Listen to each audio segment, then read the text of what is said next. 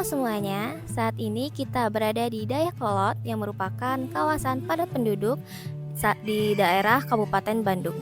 Beberapa minggu lalu, kami melakukan riset soal hak dan kewajiban warga soal pengelolaan sampah, dan ternyata kami masih menemukan banyak masalah.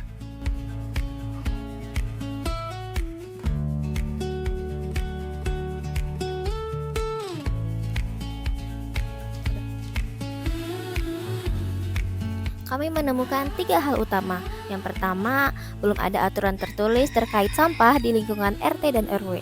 Yang kedua, sistem sanksi yang tidak adil dan juga tidak bertahap. Dan yang ketiga, partisipasi warga yang masih tergolong pasif. Karena masalah ini nggak bisa dibiarkan begitu saja, kami memutuskan untuk lanjut ke tahap aksi nyata. Yuk, mari kita saksikan.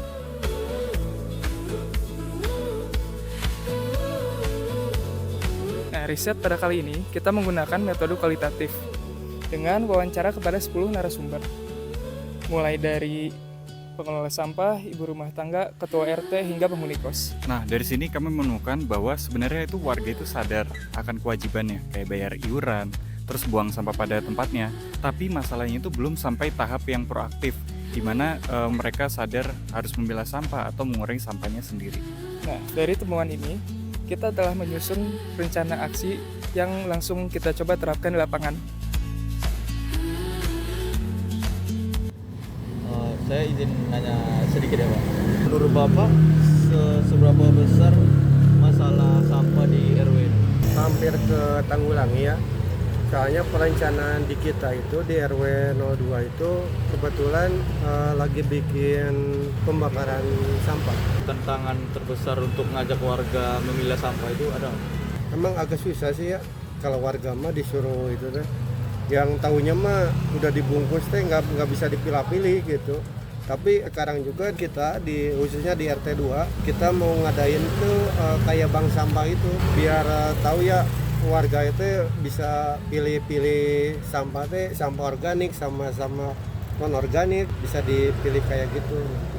Tadi kan kami udah ngasih draft usulan Pak. Nah, Menurut Bapak bagian mana yang paling realistis? sebenarnya usulan udah bagus. Pengadaan tong juga itu sebenarnya bagus itu.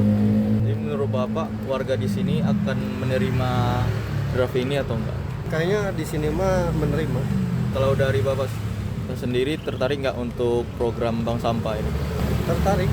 Kebetulan si ibu juga sekarang udah mulai aktif di bank sampah juga. Ada nggak harapan untuk pengelolaan sampah di sini untuk ke depan? Ya pasti harapan mah pasti selalu ada ya. Soalnya kan di kita itu kebetulan kan yang namanya sampah itu dari dulu juga susah ya. Susah ditanggulangi, tapi mudah-mudahan kedepannya bisa ditanggulangi dengan adanya bank sampah. Terus ada peraturan yang kayak gini gitu. Mungkin itu saja sih Pak. Terima kasih ya Pak.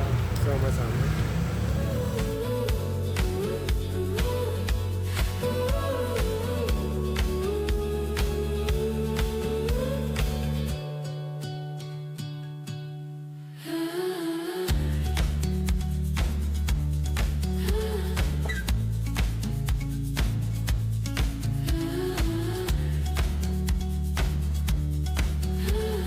Dari kegiatan ini, kita mendapatkan banyak respons dari warga yang cukup positif. Banyak dari mereka yang ternyata baru sadar kalau ternyata aturan tertulis terkait sampah di lingkungan mereka sendiri itu belum ada. Memang perubahan kebiasaan itu tidak bisa instan. Namun setidaknya ini adalah langkah awal supaya kesadaran warga dalam hak dan kewajibannya ini bisa berubah.